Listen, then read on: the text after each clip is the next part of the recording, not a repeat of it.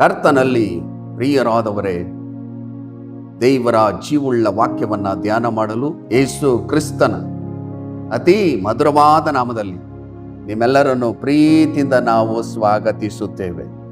ಇಂದು ಧ್ಯಾನ ಮಾಡುವಂಥ ವಿಷಯ, ದೇವರ ದೃಷ್ಟಿಯಲ್ಲಿ ನೀನು ಯಾರು? ಇದನ್ನ ಮೊದಲು ನೀವು ತಿಳಿದುಕೊಳ್ಳಬೇಕು. ನೋಡ್ರಿ, ವಾಕ್ಯದಲ್ಲಿ ಏನು ಬರೆಯಲ್ಪಟ್ಟಿದೆ? ಯೆಶಾಯನ ಪ್ರವಾದನ ಗ್ರಂಥ 43ನೇ ಅಧ್ಯಾಯ 4ನೇ ವಚನದಲ್ಲಿ, ನೀನು ನನ್ನ ದೃಷ್ಟಿಯಲ್ಲಿ ಅಮೂಲ್ಯನೂ ಮಾನ್ಯನೂ ಪ್ರಿಯನೂ ಆಗಿರುವುದರಿಂದ ಎಂಬುದಾಗಿ ಬರೆಯಲ್ಪಟ್ಟಿದೆ. ನೀವು ಮೊದಲದಾಗಿ ದೇವರ ದೃಷ್ಟಿಯಲ್ಲಿ ನಾನು ಏನಾಗಿದ್ದೇನೆ, ದೇವರು ಯಾವ ರೀತಿ ನನ್ನನ್ನು ಪರಿಗಣಿಸಿದ್ದಾರೆ, ಯಾವ ರೀತಿ ನನ್ನ ನೋಡ್ತಾ ಇದ್ದಾರೆ ಎಂಬುದಾಗಿ ನೀವು ತಿಳ್ಕೊಂಡಾಗ ದೇವರನ್ನ ಪ್ರೀತಿಸ್ತೀರ.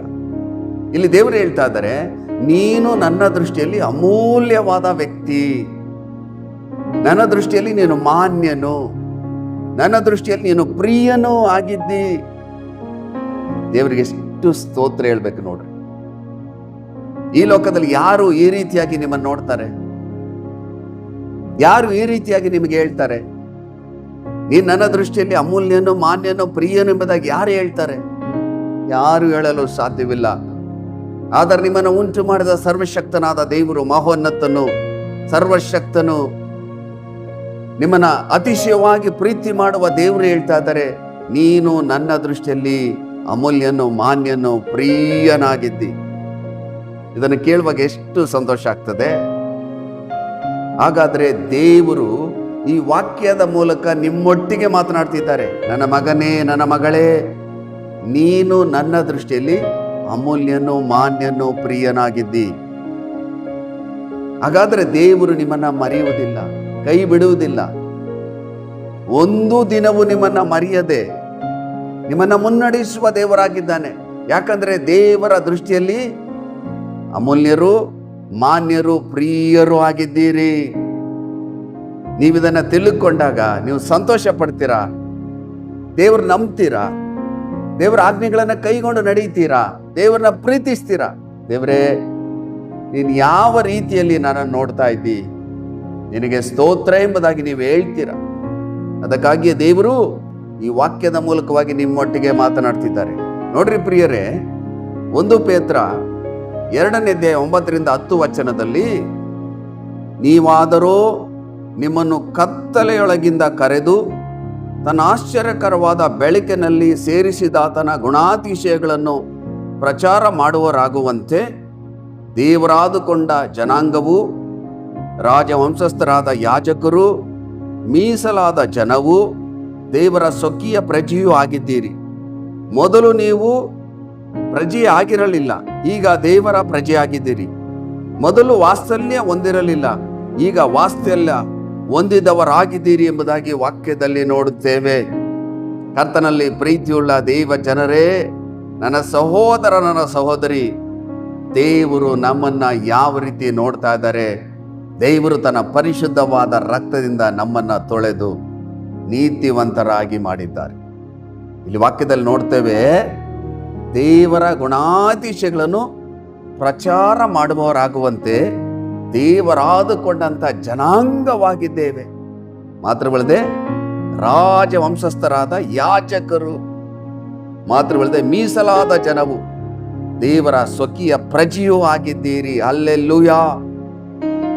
ದೇವರ ಪರಿಶುದ್ಧವಾದ ನಾಮಕ್ಕೆ ಸ್ತೋತ್ರವಾಗಲಿ. ಈ ವಾಕ್ಯವನ್ನು ನೀವು ಧ್ಯಾನ ಮಾಡಿ, ದೇವರ ದೃಷ್ಟಿಯಲ್ಲಿ ನೀವು ಯಾರು ಎಂಬುದಾಗಿ ತಿಳ್ಕೊಳ್ಬೇಕು. ಈ ವಾಕ್ಯವನ್ನ ಕೇಳುವಾಗ ಎಷ್ಟು ಸಂತೋಷವಾಗ್ತದೆ. ವಾಕ್ಯ ಈ ರೀತಿಯಾಗಿ ಹೇಳ್ತದೆ, ನೀವಾದರೂ ನಿಮ್ಮನ್ನು ಕತ್ತಲೆಯೊಳಗಿಂದ ಕರೆದು ತನ್ನ ಆಶ್ಚರ್ಯಕರವಾದ ಬೆಳಕಿನಲ್ಲಿ ಸೇರಿಸಿದಾತನ ಗುಣಾತಿಶಯಗಳನ್ನು ಪ್ರಚಾರ ಮಾಡುವವರಾಗುವಂತೆ ಎಂಬುದಾಗಿ ಅಲ್ಲಿ ವಾಕ್ಯದಲ್ಲಿ ನೋಡ್ತೇವೆ. ದೇವರ ಗುಣಗಳನ್ನ ತಿಳಿಸುವವರು ನೀವಾಗಿದ್ದೀರಿ. ದೇವರ ಸ್ವಭಾವನ ತಿಳಿಸುವವರು ನಾವು ಆಗಿದ್ದೇವೆ.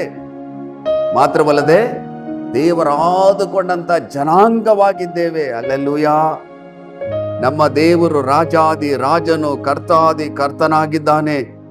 ಭೂಮಿ ಆಕಾಶಗಳ ಒಡೆಯನು ನಮ್ಮ ದೇವರು. ಆತನು ರಾಜಾದಿ ರಾಜನು, ಆತನ ಮಕ್ಕಳಾದ ನಾವು ನೀವು ರಾಜವಂಶಸ್ಥರಾಗಿದ್ದೇವೆ, ಮಾತ್ರವಲ್ಲದೆ ಯಾಜಕರಾಗಿದ್ದೇವೆ. ಇದನ್ನ ಓದುವಾಗ ಕೇಳುವಾಗ ಎಷ್ಟು ಸಂತೋಷ ಆಗ್ತದೆ. ದೇವರು ನಿಮ್ಮನ್ನ ಯಾವ ರೀತಿ ನೋಡ್ತಾ ಇದ್ದಾರೆ ನೋಡ್ರಿ. ನೀವು ಈ ವಾಕ್ಯವನ್ನ ತಿಳ್ಕೊಳ್ಳಬೇಕು. ದೇವರು ನನ್ನನ್ನ ಯಾವ ರೀತಿಯಲ್ಲಿ ನೋಡ್ತಾ ಇದ್ದಾರೆ, ದೇವರ ದೃಷ್ಟಿಯಲ್ಲಿ ಎಷ್ಟು ಮಾನ್ಯವಾದ ವ್ಯಕ್ತಿ ನಾನು ಎಂಬುದಾಗಿ ನೀವು ತಿಳ್ಕೊಂಡಾಗ ದೇವರೊಟ್ಟಿಗೆ ನಡೆಯಲು ಸಾಧ್ಯ. ಕರ್ತನಲ್ಲಿ ಪ್ರೀತಿಯುಳ್ಳ ದೈವ ಜನರೇ, ನನ್ನ ಸಹೋದರ, ನನ್ನ ಸಹೋದರಿ, ಯಾರು ನನ್ನನ್ನು ಗೌರವಿಸುವುದಿಲ್ಲ ಎಂಬುದಾಗಿ ನೀವು ಚಿಂತೆ ಮಾಡ್ತಿದ್ದೀರೋ, ದೇವರು ನಿಮ್ಮನ್ನು ಯಾವ ರೀತಿ ನೋಡ್ತಾ ಇದ್ದಾರೆ ನೋಡಿ. ದೇವರ ದೃಷ್ಟಿಯಲ್ಲಿ ನೀವು ಏನಾಗಿದ್ದೀರಿ ಎಂಬುದಾಗಿ ತಿಳ್ಕೊಂಡಾಗ ಮೊದಲು ನಿಮಗೆ ಸಂತೋಷ ಆಗ್ತದೆ. ಎರಡನೇದಾಗಿ ನಿಮ್ಮನ್ನ ಪ್ರೀತಿಸಂತ ದೇವರನ್ನು ನೀವು ಪ್ರೀತಿಸ್ತೀರ. ಇದು ಬಹಳ ಪ್ರಾಮುಖ್ಯವಾದಂಥ ವಿಷಯ. ಅದಕ್ಕಾಗಿ ನೀವು ದೇವರ ವಾಕ್ಯವನ್ನ ಕ್ರಮವಾಗಿ ಓದಿ ಧ್ಯಾನಿಸಿ, ದೇವರು ನಮಗೆ ಏನೆಲ್ಲ ಹೇಳಿದ್ದಾರೆ ಎಂಬುದಾಗಿ ನಾವು ಮೊದಲು ತಿಳ್ಕೊಳ್ಳಬೇಕು. ತಿಳ್ಕೊಳ್ಳುವಂಥ ವ್ಯಕ್ತಿ ಎಲ್ಲವನ್ನ ಪಡೆಕೊಳ್ಳುತ್ತಾನೆ. ಅದಕ್ಕಾಗಿ ದೇವರು ಜೀವವುಳ್ಳ ವಾಕ್ಯವನ್ನ ನಮ್ಮ ಕೈಯಲ್ಲಿ ಕೊಟ್ಟಿದ್ದಾರೆ. ದೇವರು ನಮಗೆ ಏನೆಲ್ಲ ಆಶೀರ್ವಾದ ಕೊಡ್ತಾರೆ, ಯಾವ ರೀತಿ ಈ ಲೋಕದಲ್ಲಿ ನಡೆಸ್ತಾರೆ, ಏನೆಲ್ಲ ಆಶೀರ್ವಾದಗಳನ್ನು ನಮಗೆ ಇಟ್ಟಿದ್ದಾರೆ, ದೇವರು ನಮ್ಮನ್ನ ಯಾವ ರೀತಿ ನೋಡ್ತಾ ಇದ್ದಾರೆ ಎಂಬುದಾಗಿ ಸತ್ಯವೇದದಲ್ಲಿ ಬಹಳ ಸ್ಪಷ್ಟವಾಗಿ ಬರೆಯಲ್ಪಟ್ಟಿದೆ. ನೀವು ದೇವರ ವಾಕ್ಯಕ್ಕೆ ಒಂದು ಮಾನ್ಯತೆಯನ್ನು ಕೊಡಬೇಕು. ಆ ವಾಕ್ಯವನ್ನ ಗಮನಿಸಿ ಧ್ಯಾನಿಸಿ ಓದಿ ನಿಮ್ಮ ಜೀವಿತದಲ್ಲಿ ಅಳವಡಿಸಿಕೊಳ್ಳಬೇಕು. ದೇವರು ನಿಮ್ಮನ್ನ ಯಾವ ರೀತಿ ನೋಡ್ತಾ ಇದ್ದಾರೆ ನೋಡ್ರಿ.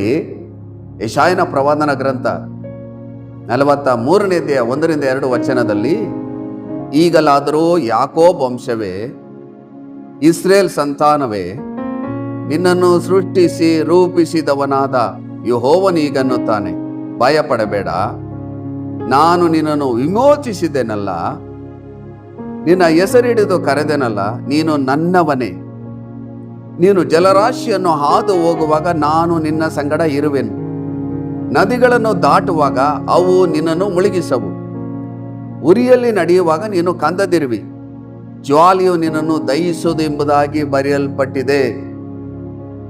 ಈ ವಾಕ್ಯವನ್ನ ಕೇಳಿಸಿಕೊಂಡ ಮೇಲೆ ದೇವರ ಮೇಲೆ ನಂಬಿಕೆ ಇಡಬೇಕು. ಇಲ್ಲಿ ದೇವರು ಹೇಳ್ತಾ ಇದ್ರೆ, ಈಗಲಾದರೂ ಯಾಕೋಬ್ ವಂಶವೇ,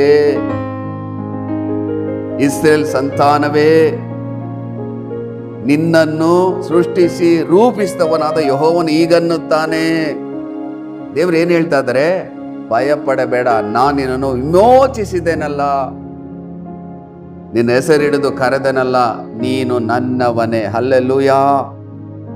ದೇವರ ಪರಿಶುದ್ಧವಾದ ನಾಮಕ್ಕೆ ಸ್ತೋತ್ರವಾಗಲಿ. ದೇವರು ಹೇಳ್ತಾ ಇದ್ದಾರೆ, ನೀನು ನನ್ನವನು, ನಿನ್ನನ್ನು ಹೆಸರಿಡಿದು ಕರೆದಿದ್ದೇನೆ, ನೀನು ನನ್ನ ದೃಷ್ಟಿಯಲ್ಲಿ ಮಾನ್ಯನು, ಪ್ರಿಯನು, ವಿಶೇಷವಾದ ವ್ಯಕ್ತಿ ಆಗಿದ್ದೀಯಾ ಎಂಬುದಾಗಿ ದೇವರು ಹೇಳ್ತಾ ಇದ್ದಾರೆ. ನೀನು ಜಲರಾಶಿಯನ್ನು ಹಾದು ಹೋಗುವಾಗ ನಾನು ನಿನ್ನ ಸಂಗಡ ಇರುವೆನು, ನದಿಗಳನ್ನು ದಾಟುವಾಗ ಅವು ನಿನ್ನನ್ನು ಮುಳುಗಿಸವು, ಉರಿಯಲ್ಲಿ ನಡೆಯುವಾಗ ನೀನು ಕಂದದಿರುವಿ, ಜ್ವಾಲೆ ನಿನ್ನನ್ನು ದಹಿಸೋದು ಎಂಬುದಾಗಿ ದೇವರ ವಾಕ್ಯದಲ್ಲಿ ಬರೆಯಲ್ಪಟ್ಟಿದೆ. ದೇವರು ಹೇಳ್ತಾ ಇದ್ದಾರೆ, ನೀ ನನ್ನವನು. ಈ ಲೋಕದಲ್ಲಿ ಏನು ಸಮಸ್ಯೆಗಳು, ಹೋರಾಟಗಳು, ಕಷ್ಟಗಳು, ನಷ್ಟಗಳು ಬಂದಾಗ ಯಾವುದು ನಿನ್ನನ್ನು ಮುಳುಗಿಸಲು ಸಾಧ್ಯವಿಲ್ಲ. ಯಾಕೆಂದರೆ ನೀನು ನನ್ನವನು, ನನ್ನವಳು ಆಗಿದ್ದೀರಿ ಎಂಬುದಾಗಿ ದೇವರು ಈ ವಾಕ್ಯದ ಮೂಲಕವಾಗಿ ನಿಮ್ಮೊಟ್ಟಿಗೆ ಮಾತನಾಡ್ತಿದ್ದಾರೆ. ಅಂದರೆ ಕಷ್ಟ, ನಷ್ಟ, ಬಾಧೆ, ಶೋಧನೆ, ವೇದನೆ, ಅವಮಾನ, ನಿಂದೆ ಇವುಗಳನ್ನು ದಾಟಿ ಹೋಗಬೇಕು. ಅದರ ದೇವರು ಹೇಳ್ತಾ ಇದ್ದಾರೆ, ನೀ ನನ್ನವನು, ನಾನು ನಿನ್ನ ಸಂಗಡ ಇದ್ದೇನೆ. ಎಲ್ಲ ಶೋಧನೆಗಳ ಮೇಲೆ ನಿನಗೆ ಜಯವನ್ನ ಕೊಟ್ಟಿದ್ದೇನೆ. ನೀ ನನ್ನವನು, ನಾನು ನಿನ್ನ ಸಂಗಡ ಇರುವೆನು, ನೀನು ನನ್ನ ದೃಷ್ಟಿಯಲ್ಲಿ ವಿಶೇಷವಾದ ವ್ಯಕ್ತಿ. ಈ ವಾಕ್ಯವನ್ನ ಕೇಳುವಾಗ ಎಷ್ಟು ಸಂತೋಷ ಆಗ್ತದೆ. ನೀವು ಕುಳಿತುಕೊಂಡು ನನಗೆ ಯಾರಿದ್ದಾರೆ, ಯಾರು ನನಗೆ ಸಹಾಯ ಮಾಡ್ತಾರೆ, ಯಾರು ನನ್ನವರು, ನನ್ನನ್ನು ಪ್ರೀತಿಸುವವರು ಯಾರು ಎಂಬುದಾಗಿ ವೇದನೆ ಪಡ್ತಿದ್ದೀರೋ, ದೇವರು ಈ ವಾಕ್ಯದ ಮೂಲಕ ಮಾತನಾಡ್ತಿದ್ದಾರೆ. ನೀನು ನನ್ನವನು, ನನ್ನವಳು, ನಾನು ನಿನ್ನ ದೇವರು. ನಿನಗೆ ಈ ಲೋಕದಲ್ಲಿ ಏನು ಹೋರಾಟಗಳು, ಸಂಕಟಗಳು, ಶೋಧನೆಗಳು ಬಂದರು ನಿನ್ನನ್ನು ದಾಟಿಸ್ತೇನೆ. ಅವು ನಿಮ್ಮನ್ನು ಮುಳುಗಿಸಲು ಸಾಧ್ಯವಿಲ್ಲ. ನಾನು ನಿನ್ನೊಂದಿಗಿದ್ದೇನೆ. ನೀನು ನನ್ನ ದೃಷ್ಟಿಯಲ್ಲಿ ವಿಶೇಷವಾದ ವ್ಯಕ್ತಿ ಎಂಬುದಾಗಿ ಈ ವಾಕ್ಯದ ಮೂಲಕವಾಗಿ ನಿಮ್ಮೊಟ್ಟಿಗೆ ಮಾತನಾಡುವಾಗ ನೀವು ದೇವರಿಗೆ ಸ್ತೋತ್ರವನ್ನು ಹೇಳ್ರಿ. ಈ ವಾಕ್ಯವನ್ನ ಕೇಳಿದ ಕೂಡಲೇ ಮೊಣಕಾಲೂರಿ ಕರಗಳನ್ನು ಪರಲೋಕದ ಕಡೆಗೆತ್ತಿ ಪ್ರಾರ್ಥಿಸಿರಿ. ದೇವರೇ, ನಿನ್ನ ದೃಷ್ಟಿಯಲ್ಲಿ ನಾನು ವಿಶೇಷವಾದ ವ್ಯಕ್ತಿಯಾಗಿದ್ದೇನಲ್ಲ, ನನಗೆ ಸ್ತೋತ್ರ. ನಿನ್ನ ದೃಷ್ಟಿಯಲ್ಲಿ ಅಮೂಲ್ಯನೋ, ಮಾನ್ಯನೋ, ಪ್ರಿಯನಾಗಿ ನೀವು ಮಾಡಿದ್ದೀರಿ, ನಿಮಗೆ ಸ್ತೋತ್ರ. ನಾನು ಈ ಲೋಕದಲ್ಲಿ ಕರ್ತನೊಂದಿಗೆ ನಡೆಯಬೇಕು, ಕರ್ತನೊಟ್ಟಿಗೆ ಜೀವಿಸಬೇಕು, ಕರ್ತನ ಚಿತ್ತವನ್ನು ಮಾಡಬೇಕು. ಆತನ ಗುಣಾತಿಶಯಗಳನ್ನು ನಾನು ಎಲ್ಲರಿಗೆ ತಿಳಿಸಬೇಕು. ಈ ಲೋಕದಲ್ಲಿ ಕರ್ತನ ಚಿತ್ತವನ್ನು ಮಾಡಿ ಕರ್ತನ ಮಹಿಮೆ ಪಡಿಸಬೇಕೆಂಬುದಾಗಿ ನೀವು ತೀರ್ಮಾನ ಮಾಡಬೇಕು. ಇದು ಬಹಳ ಪ್ರಾಮುಖ್ಯವಾದಂಥ ವಿಷಯವಾಗಿದೆ. ನೋಡ್ರಿ, ಯೆಶಾಯನ ಪ್ರವಾದನ ಗ್ರಂಥ 49ನೇ ಅಧ್ಯಾಯ 15-16 ವಚನದಲ್ಲಿ, ಒಬ್ಬ ಹೆಂಗಸು ತಾನು ಎತ್ತ ಮಗುವಿನ ಮೇಲೆ ಕರುಣೆ ಇಡದೆ ತನ್ನ ಮೊಲೆ ಕೂಸನ್ನು ಮರೆತಾಳೆ. ಒಂದು ವೇಳೆ ಮರೆತಾಳು, ನಾನಾದರೆ ನಿನ್ನನ್ನು ಮರೆಯೆ, ಇಗೋ ನನ್ನ ಅಂಗೈಗಳಲ್ಲಿ ನಿನ್ನನ್ನು ಚಿತ್ರಿಸಿದ್ದೇನೆ ಎಂಬುದಾಗಿ ಬರೆಯಲ್ಪಟ್ಟಿದೆ. ನೋಡ್ರಿ, ದೇವರು ಯಾವ ರೀತಿ ನಿಮ್ಮನ್ನ ಪ್ರೀತಿ ಮಾಡ್ತಿದ್ದಾರೆ. ದೇವರು ನಮ್ಮನ್ನ ಮರೆಯುವುದಿಲ್ಲ. ದೇವರು ನಿಮ್ಮನ್ನ ಮರೆಯುವುದಿಲ್ಲ. ನೀವು ಹೇಳಬೇಕು, ದೇವರನ್ನ ನನ್ನ ಮರೆತಿಲ್ಲ. ದೇವರ ದೃಷ್ಟಿಯಲ್ಲಿ ನಾನು ವಿಶೇಷವಾದ ವ್ಯಕ್ತಿ ಆಗಿದ್ದೇನೆ. ದೇವರು ನನ್ನನ್ನು ಮರೆಯದೆ ನನ್ನ ನಡೆಸ್ತಾರೆ. ಈ ರೀತಿ ನೀವು ಹೇಳುವಾಗ ನಿಮ್ಮ ಹೃದಯದಲ್ಲಿ ಸಂತೋಷ ಆಗ್ತದೆ. ದೇವರಲ್ಲಿ ಹೇಳ್ತಾ ಇದ್ದಾರೆ, ನಾನಾದರೆ ನಿನ್ನನ್ನು ಮರೆಯೆ, ಇಗೋ ನನ್ನ ಅಂಗೈಗಳಲ್ಲಿ ನಿನ್ನನ್ನು ಚಿತ್ರಿಸಿದ್ದೇನೆ. ದೇವರು ನಮ್ಮನ್ನು, ನಿಮ್ಮನ್ನು ತನ್ನ ಅಂಗೈಗಳಲ್ಲಿ ನಮ್ಮನ್ನು ಚಿತ್ರಿಸಿಕೊಂಡಿದ್ದಾರೆ. ಒಂದು ದಿನವೂ ನಮ್ಮನ್ನ ಮರೆಯದೆ ನಡೆಸುವ ದೇವರು ಯೇಸು ಕ್ರಿಸ್ತನಾಗಿದ್ದಾನೆ. ಕರ್ತನಲ್ಲಿ ಪ್ರೀತಿಯುಳ್ಳ ದೈವ ಜನರೇ, ನನ್ನ ಸಹೋದರ, ನನ್ನ ಸಹೋದರಿ, ನೀವು ಚಿಂತೆ ಮಾಡ್ತಿದ್ದೀರೋ, ವೇದನೆ ಪಡ್ತಿದ್ದೀರೋ, ದೇವರು ಈ ವಾಕ್ಯದ ಮೂಲಕ ನಿಮ್ಮೊಟ್ಟಿಗೆ ಮಾತನಾಡ್ತಿದ್ದಾರೆ. ನಾನಾದರೆ ನಿನ್ನನ್ನ ಮರೆಯೇ, ನಿನ್ನನ್ನು ನನ್ನ ಅಂಗೈಗಳಲ್ಲಿ ಚಿತ್ರಿಸಿಕೊಂಡಿದ್ದೇನೆ. ತನ್ನ ಅಂಗೈಲಿ ಚಿತ್ರಿಸಿಕೊಂಡು ಯಾವಾಗಲೂ ನಮ್ಮನ್ನ ನೋಡುವ ದೇವರು ಯೇಸು ಕ್ರಿಸ್ತನಾಗಿದ್ದಾನೆ. ಹಾಗಾದ್ರೆ ದೇವರು ತನ್ನ ಅಂಗೈಲಿ ನಮ್ಮನ್ನ ಚಿತ್ರಿಸಿದ್ದಾನೆ ಎಂಬುದಾಗಿ ಈ ವಾಕ್ಯವನ್ನು ನಾವು ಓದುವಾಗ, ಕೇಳುವಾಗ, ದೇವರ ದೃಷ್ಟಿಯಲ್ಲಿ ನಾವು, ನೀವು ಎಷ್ಟು ವಿಶೇಷವಾದ ವ್ಯಕ್ತಿಗಳಾಗಿದ್ದೇವೆ. ದೇವರಿಗೆ ಸ್ತೋತ್ರವಾಗಲಿ. ದೇವರು ನಿಮ್ಮನ್ನು ಅಂಗೈಲಿ ಚಿತ್ರಿಸಿಕೊಂಡು ನಡೆಸ್ತಿದ್ದಾರೆ. ಈ ವಾಕ್ಯದ ಮೂಲಕವಾಗಿ ದೇವರು ನಿಮ್ಮೊಟ್ಟಿಗೆ ಮಾತನಾಡುವಾಗ ದೇವರ ಸನ್ನಿಧಿಯಲ್ಲಿ ಪ್ರಾರ್ಥಿಸಿರಿ. ದೇವರೇ, ನಿನ್ನ ದೃಷ್ಟಿಯಲ್ಲಿ ನಾನು ವಿಶೇಷವಾದ ವ್ಯಕ್ತಿಯಾಗಿ ನೀವು ಮಾಡಿದ್ದೀರಿ. ನಿನ್ನ ಪರಿಶುದ್ಧವಾದ ರಕ್ತದಿಂದ ನನ್ನನ್ನು ತೊಳೆದು ನೀತಿವಂತರನ್ನಾಗಿ ಮಾಡಿದ್ದೀರಿ, ಮಕ್ಕಳಾಗಿ ಮಾಡಿದ್ದೀರಿ, ಅರಸರಾಗಿ ಮಾಡಿದ್ದೀರಿ, ಯಾಜಕರಾಗಿ ಮಾಡಿದ್ದೀರಿ, ರಾಜವಂಶಸ್ಥರಾಗಿ ಮಾಡಿದ್ದೀರಿ, ಸ್ವಕೀಯ ಪ್ರಜೆಯಾಗಿ ಮಾಡಿದ್ದೀರಿ. ನನ್ನವನು, ನನ್ನವಳು ಎಂಬುದಾಗಿ ವಾಕ್ಯದ ಮೂಲಕ ನೀವು ಮಾತನಾಡ್ತಿದ್ದೀರಿ. ನನಗೆ ಕೋಟಿ ಕೋಟಿ ಸ್ತೋತ್ರ ಎಂಬುದಾಗಿ ಹೇಳಿ ದೇವರು ನೀವು ಮಹಿಮೆ ಪಡಿಸಬೇಕು. ಈ ವಾಕ್ಯವನ್ನ ನಿಮ್ಮ ಹೃದಯದಲ್ಲಿ ಇಟ್ಟುಕೊಂಡು ಏನೇ ಸಮಸ್ಯೆಗಳು, ಹೋರಾಟಗಳು, ಕಷ್ಟಗಳು, ನಷ್ಟಗಳು ಬಂದರೂ ಯೇಸು ನನ್ನ ಜೊತೆಯಲ್ಲಿದ್ದಾನೆ. ನಾನು ದೇವರ ದೃಷ್ಟಿಯಲ್ಲಿ ವಿಶೇಷವಾದ ವ್ಯಕ್ತಿ, ನನ್ನ ದೇವರು ನನ್ನ ಮರೆಯುವುದಿಲ್ಲ ಎಂಬುದಾಗಿ ನೀವು ನಂಬಿಕೊಂಡು ಈ ಲೋಕದಲ್ಲಿ ಧೈರ್ಯದಿಂದ ಜೀವಿಸಬೇಕು. ನೋಡ್ರಿ ಪ್ರಿಯರೇ, ಕೊನೆಯದಾಗಿ ಯೆಶಾಯನ ಪ್ರವಾದನ ಗ್ರಂಥ 51ನೇ ಅಧ್ಯಾಯ 16ನೇ ವಚನದಲ್ಲಿ, ನಿನ್ನ ಬಾಯಲ್ಲಿ ನನ್ನ ಮಾತುಗಳನ್ನಿಟ್ಟು ನನ್ನ ಕೈಯ ನೆರಳಿನಲ್ಲಿ ನಿನ್ನನ್ನು ಒದಗಿಸಿದ್ದೇನೆ ಎಂಬುದಾಗಿ ವಾಕ್ಯದಲ್ಲಿ ಬರೆಯಲ್ಪಟ್ಟಿದೆ. ದೇವರು ನೋಡ್ರಿ ಯಾವ ರೀತಿ ನಮ್ಮನ್ನ ಪರಿಗಣಿಸಿದ್ದಾರೆ. ನಿಮ್ಮ ಬಾಯಲ್ಲಿ, ನಮ್ಮ ಬಾಯಲ್ಲಿ ದೇವರ ಮಾತುಗಳನ್ನು ಇಟ್ಟಿದ್ದಾರಂತೆ. ಮಾತ್ರವಲ್ಲದೆ ದೇವರು ತನ್ನ ಕೈಯ ನೆರಳಲ್ಲಿ ನಮ್ಮನ್ನ ಒದಗಿಸಿದ್ದಾರೆ ಎಂಬುದಾಗಿ ವಾಕ್ಯದಲ್ಲಿ ನೋಡ್ತೇವೆ. ಎಷ್ಟು ಅದ್ಭುತಕರವಾಗಿ ಬರೆಯಲ್ಪಟ್ಟಿದೆ ನೋಡ್ರಿ. ನಿಮ್ಮ ಬಾಯಲ್ಲಿ ದೇವರ ಮಾತುಗಳನ್ನ ಇಟ್ಟಿದ್ದಾರೆ. ನೀವೇನ್ ಮಾಡಬೇಕು? ದೇವರ ಮಾತುಗಳನ್ನೇ ಮಾತನಾಡಬೇಕು. ಸೋಲು ಮಾತು ನಿಮ್ಮ ಬಾಯಲ್ಲಿ ಬರಬಾರದು. ಇದು ಎಷ್ಟೋ ಸಾರಿ ನಾನು ವಾಕ್ಯದಲ್ಲಿ ನಿಮ್ಮೊಟ್ಟಿಗೆ ಹಂಚಿಕೊಂಡಿದ್ದೇನೆ. ನಿಮ್ಮ ಬಾಯಲ್ಲಿ ಸೋಲು ಮಾತು ಬರಬಾರ್ದು. ಯಾಕಂದ್ರೆ ದೇವರು ಯಾವಾಗಲೂ ಜಯದ ಮಾತುಗಳನ್ನು ಮಾತನಾಡ್ತಾರೆ. ದೇವರ ಬಾಯಿಂದ ಹೊರಟಂತ ಮಾತುಗಳು ನಮ್ಮನ್ನು ಸಂತೈಸ್ತದೆ, ಬಲಪಡಿಸ್ತದೆ, ಆಧರಿಸುತ್ತದೆ. ದೇವರ ವಾಕ್ಯ ನಮ್ಮನ್ನು ಮುನ್ನಡೆಸ್ತದೆ. ಇದೇ ರೀತಿಯಲ್ಲಿ ನಿಮ್ಮ ಬಾಯಲ್ಲಿ ದೇವರ ಮಾತುಗಳನ್ನು ಇಟ್ಟಿರುವಾಗ ನೀವು ಜಯದ ಮಾತುಗಳನ್ನೇ ಮಾತನಾಡಬೇಕು. ಹಾಗಾದರೆ ಪ್ರಿಯರೇ, ನಿಮ್ಮ ಬಾಯಲ್ಲಿ ದೇವರ ಮಾತುಗಳಿರುವಾಗ ಜಯದ ಮಾತುಗಳನ್ನ ಮಾತನಾಡಿ ಜಯವನ್ನ ಪಡೆಕೊಳ್ಳ್ರಿ. ಆಶೀರ್ವಾದದ ಮಾತುಗಳನ್ನ ಮಾತನಾಡಿ ಆಶೀರ್ವಾದವನ್ನ ಪಡೆಕೊಳ್ಳ್ರಿ. ಬಿಡುಗಡೆಯ ಮಾತುಗಳನ್ನ ಮಾತನಾಡಿ ಬಿಡುಗಡೆಯನ್ನ ಹೊಂದಿಕೊಳ್ಳಿರಿ. ಅಭಿವೃದ್ಧಿಯ ಮಾತುಗಳನ್ನ ಮಾತನಾಡಿ ಅಭಿವೃದ್ಧಿಯನ್ನ ಹೊಂದಿರಿ. ನಿಮ್ಮ ಬಾಯಲ್ಲಿ ದೇವರ ಮಾತುಗಳಿದೆ. ಇದು ಬಹಳ ಪ್ರಾಮುಖ್ಯವಾದಂಥ ವಿಷಯವಾಗಿದೆ. ಅದಕ್ಕಾಗಿಯೇ ನಾನು ವಾಕ್ಯದಲ್ಲಿ ಹೇಳ್ತಾ ಇರ್ತೇನೆ, ದೇವರು ಈ ವಾಕ್ಯದ ಮೂಲಕವಾಗಿ ನಿಮ್ಮೊಟ್ಟಿಗೆ ಮಾತನಾಡ್ತಿದ್ದಾರೆ ಎಂಬುದಾಗಿ. ಇದು ದೇವರ ವಾಕ್ಯ.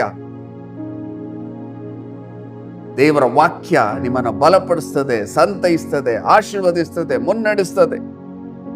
ನೀವು ಆಶೀರ್ವಾದಗಳನ್ನು ಹೊಂದ್ತೀರ. ಸಾವಿರಾರು ಜನರು ನನಗೆ ಹೇಳ್ತಾರೆ, ನಿಮ್ಮ ಜೀವಳ ವಾಕ್ಯ ನಮಗೆ ಆಶೀರ್ವಾದಕರವಾಗಿದೆ. ನಾವು ಬಿಡುಗಡೆಯನ್ನು ಹೊಂದಿದ್ದೇವೆ, ಆಶೀರ್ವಾದವನ್ನು ಹೊಂದಿದ್ದೇವೆ. ನಿಮ್ಮ ವಾಕ್ಯ ಕೇಳುವಾಗಲೇ ಪವಿತ್ರ ಆತ್ಮರ ಅಭಿಷೇಕವನ್ನು ನಾವು ಹೊಂದಿಕೊಂಡಿದ್ದೇವೆ. ನಮ್ಮ ಕುಟುಂಬದಲ್ಲಿ ದೇವರ ದೈವಿಕ ಸಮಾಧಾನ ಇಳಿದು ಬಂತು. ನಮ್ಮ ಕುಟುಂಬದಲ್ಲಿ ಅನ್ಯೋನ್ಯತೆ ಉಂಟಾಯಿತು. ನಾವು ಸಮಸ್ಯೆಗಳಿಂದ ಬಿಡುಗಡೆಯನ್ನು ಹೊಂದಿದ್ದೇವೆ ಎಂಬುದಾಗಿ ಅನೇಕ ಜನರು ನಮಗೆ ತಿಳಿಸುವುದುಂಟು.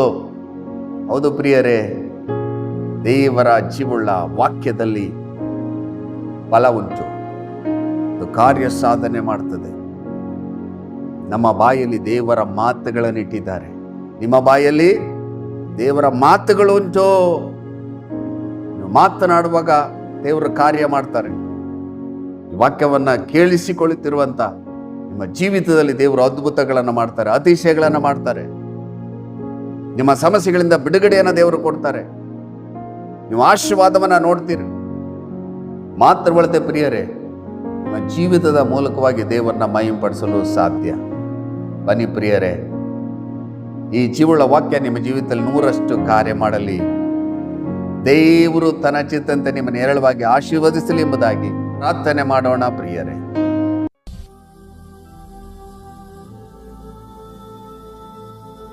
ನಮ್ಮನ್ನ ಅತಿಶಯವಾಗಿ ಪ್ರೀತಿ ಮಾಡುವಂತ ನಮ್ಮ ಪರಲೋಕದ ತಂದೆಯಾದ ದೇವರೇ, ನಿನ್ನ ದೃಷ್ಟಿಯಲ್ಲಿ ನಾವು ಅಮೂಲ್ಯರು, ಮಾನ್ಯರು, ಪ್ರಿಯರೂ ಆಗಿದ್ದೇವೆ.